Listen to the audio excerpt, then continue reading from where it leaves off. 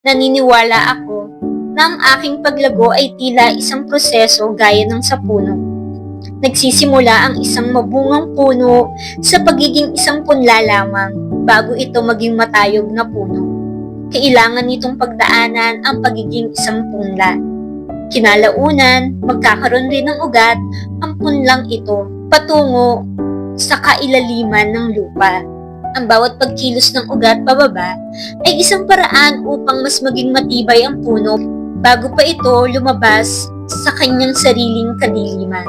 Kailangan magkaroon ng matibay na kapit ang ugat at ang punla upang hindi ito basta-basta babagsak sa panahon ng matinding bagyo. Minsan, nakakawala ng pag-asa dahil ang bahaging ito ay madalas na hindi nakikita. Sa panahong pakiramdam ko ay walang nangyayari, lagit-lagi mong iisipin na kapag simula ka na. Maliit man ang iyong nasimulaan, ang mahalaga, alam mo ang malalim mong dahilan sa pag-iral. Sa tuwing ikinukumpara ko ang aking sarili sa iba, babalikan ko muna ang aking sarili. Gaano na nga ba kalalim ang ugat ng aking paglago?